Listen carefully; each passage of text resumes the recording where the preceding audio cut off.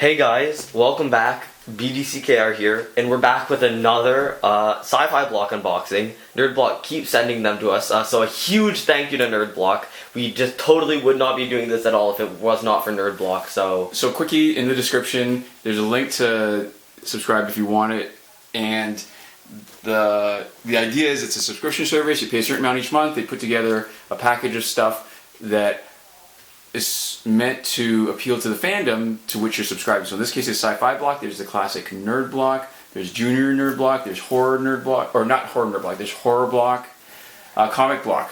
yeah, and so you don't get to choose what you get, but you can, at this point there's so many blocks that you can almost definitely find one where most of the stuff is going to be right for you, and you get more than its retail value, you get more than the amount you're paying worth of retail stuff. And we're going to do a comparison, and we might do some annotations after just to look into the value. If we're going to do it, we're going to do it from an American perspective. Even though we're Canada, most of our viewers are American. So yeah, I think we've covered what we need to. Oh, and we've got an interesting thing to share from our collection, but also something to review and recommend at the end. So let's get right into the good stuff. All right. This month we knew there was going to be a Ray Bradbury book, so that's how we actually picked what we're going to review today. Ooh, nice. Okay, so that's a big one. Oh, bobblehead. I love bobbleheads. Okay, Star Wars First Order Stormtrooper. Is that just official Star Wars merch? That's not even like, it doesn't look like it's Pop or Titan or... It's Disney. It's just total official merch. Disney bobblehead. Okay, cool. That's great. What's that shirt? It looks like you got a space theme.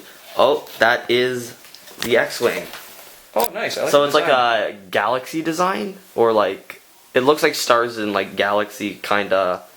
Like, you know the kind of Hubble style thing where it doesn't actually, it's using a different spectrum of light to pick it up? Yeah. That's what that looks like to me. So that, you can see that sometimes with like infrared shots. And, yeah, that kind of thing. Just any other type of light. Oh! That's a Wookiee drink cooler? Oh, that's so awesome. Alright, that is... Okay. I like the idea, I like the concept and the execution. Does it feel nice? It does. What's the fabric? It's got like a really soft, downy fabric. It's the same kind of quality as the normal drink koozies are right now. Like it feels like it's cheaper fabric, but that makes it like collapsible and everything. And the fur is really nice. Oh, that's Daryl. Daryl from The Walking Dead. So that's another one of those mini pops. We got one of those months back for Doctor Who. These are actually cool. They're pretty detailed too. They're higher quality than I expect. And here is the Ray Bradbury. Oh, Fahrenheit 451. And we've got an anniversary edition. And it's got a new introduction by Neil Gaiman. That's perfect, actually, a segue into what we're doing later, but it'll be obvious once we're done the opening. Well, you should be able to tell from the video title. Yeah, that's true. Oh, and there's more. Oh, and actually... Uh-oh, that's already... It's already open, but you know what's cool? It didn't actually tear any of the glue. Do you think they did that on purpose? I doubt it. I think it was just a production error, and there's no glue. That works. That works for us. That works pretty well for us. Because then we get to play with it without feeling like we're damaging the packaging. I know ultimately it's the same thing because it's open packaging. Spock with his little... What was the accessory? Oh, it's a satchel. Alright, I think you might need to move his arm like above his head to get the satchel on properly. Yeah, there you go. Alright, I like. Little messenger. Yeah, it looks like there's a little That's a print. There's a print inside too. That is just, I don't know what universe that is. I don't know. What IP. It just looks like space, but we'll be able to figure out from the card at the bottom, which is good that they included it. Oh, and there's a sticker. BB on board. Oh, cute. That's pretty good. BB-8. That's a good pun. Yeah, alright. Next month, ooh, Independence Day. Did you ever watch Independence Day? I don't know if I have. And you know, it's Battlestar Galactica. Alright, cool. And so this is going to tell us what we've got. Alright, t-shirt. Oh, we got a different t-shirt. It was, the main t-shirt was a Hitchhiker's Guide to the Galaxy shirt. Oh, it's good. I like Star Wars better than Hitchhikers, so. Star Trek action figure, which we saw. We got Spock. We got a Star Wars bobblehead. And we got the... Oh, it's First Futurama. Order. It's Futurama. Okay, that would make sense. I haven't seen that much Futurama. And Fahrenheit 451. I really like that they included a book in that. It makes it really feel more fleshed out. And it's like it looks nice, right? It's the 60th anniversary edition, and I don't know if you can tell, but it's got like that. It's a matte kind of cover. Yeah, matte cover texture. It's not just like a normal paperback. It is like a a nice one. You remember we were saying that, like, for a sci-fi block, I think it's cool to include sci-fi literature, which is a big part of where our fandom for sci-fi comes from. Yeah, and so this is actually a really, really great segue into our shaky cam recommendation. We'll share something first. So Ray Bradbury died not too long ago, one of the giants and greats of science fiction. One thing we wanted to share with you is a limited edition of reprint, actually, of Machineries of Joy. I think it was a short story collection from back in the I should have researched this a bit before I started, from maybe the 70s, and the PS Publishing did a reprint edition of it, and also added, well, not only did it as a limited edition with Ray Bradbury's signature in it, but also had an introduction by Neil Gaiman, which is perfect because he did the introduction for Fahrenheit 451. Yeah. And PS Publishing does really nice limited editions. They're in the UK. And that's what I wanted to share first, but that was meant to be a not so awkward segue into our review this week, which is Neil Gaiman's latest, which is coming out. I guess it's review this month, technically. Oh, that's true. Of his collection of, well, a selection of his nonfiction, The View from the Cheap Seats. It's going to be out at the time that we're filming this in a couple days. It's meant to be published for the 31st of May.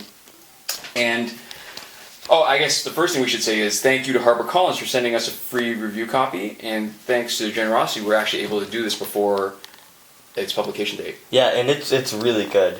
It is. And just a quick bit of background.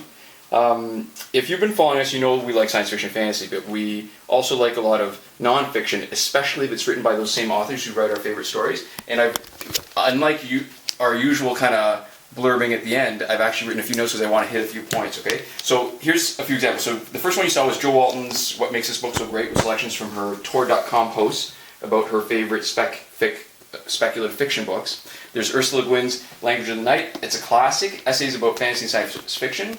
There's Diana Wynne Jones' Reflections on the Magic of Writing, which includes lit criticism and autobiographical anecdotes. And more recently, we're huge fans of John Scalzi.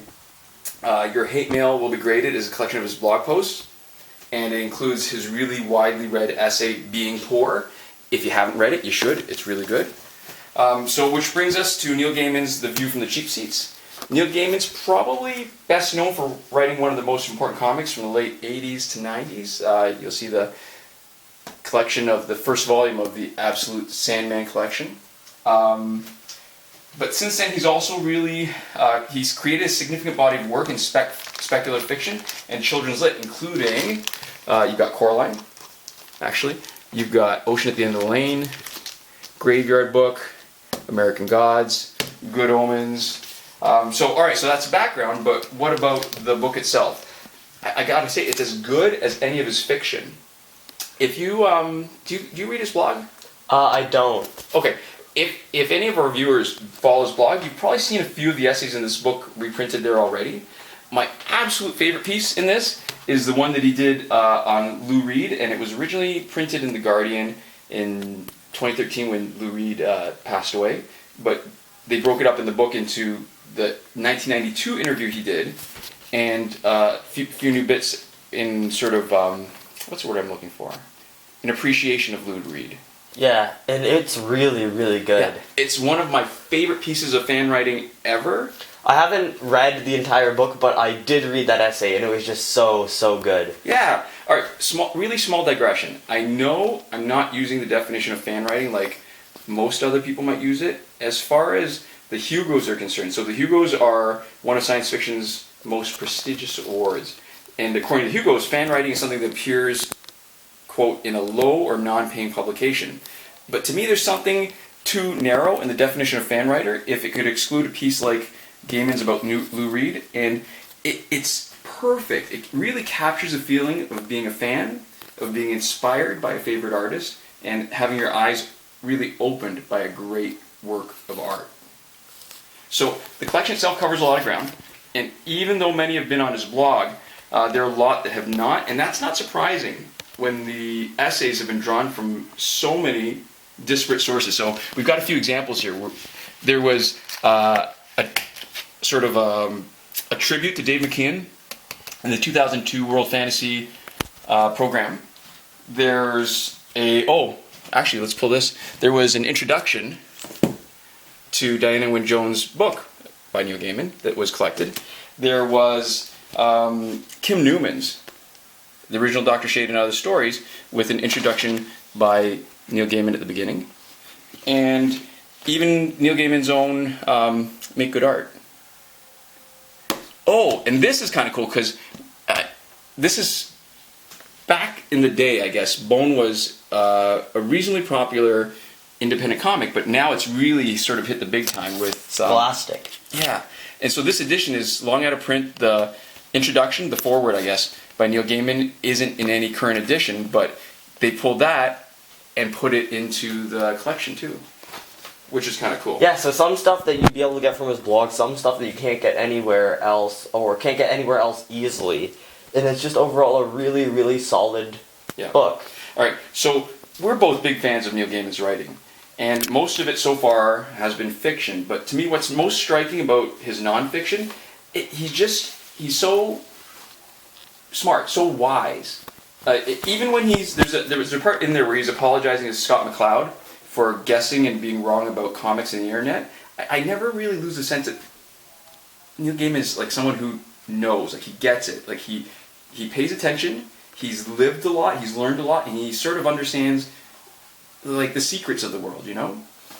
You can definitely get a sense of that in his fiction, but it's there so much more plainly in his nonfiction collection, and I just wanted to do a couple of excerpts. So there was one article where he's talking. Actually, you know what? Hold on. I've actually cut and pasted a bit of it. So he's talking about his watching his now wife Amanda Palmer performing as one half of the Dresden Dolls on Halloween in 2010. And when it's all over, and it's 2 a.m., and we are back in the hotel, and the adrenaline is fading, Amanda, who's been subdued and awkward since the gig finished, starts crying, silently, uncontrollably, and I hold her, not sure what to say. "You saw how good it was tonight?" she asks, as she cries and I tell her that yes, I did. And for the first time it occurs to me how bad it must have got to make her leave something that meant that much to her, that made so many people happy. All right, and this next part is from his Newbery acceptance speech for the Graveyard book. I found it particularly moving. He starts, in the middle of it, he writes, "I was now writing about being a parent and the fundamental, most comical tragedy of parenthood, that if you do your job properly, if you, as a parent, raise your children well, they won't need you anymore. If you did it properly, they go away, and they have lives, and they have families, and they have futures." So, I guess that's sort of another segue into one of the questions that people seem to be asking a lot about who we are and what we do, and are you brothers, are you friends, or whatever. And I guess it would be a pretty big reveal to say at this point that we're father and son. Yeah. Which, and this was particularly moving to me because it captures exactly what I feel about being a parent. So. No comment. All right. But I guess what's beautiful about the collection is that there's a whole bunch of different things that you can identify with, even if it's not exactly the same stage in life where you're at right now. So reading this collection is very much like talking with a really smart and wise and thoughtful friend who's got lots of interesting things to say and a really entertaining way of saying it.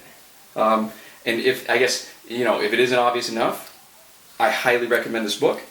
It should be available in the next couple days wherever you buy your books. And if you want a taste of it, we're putting a link in the description to Gaiman's Make Good Art. So this is a transcription of his... ignore that. Yeah. The commencement speech that he made at the University of the Arts in Philadelphia, 2012.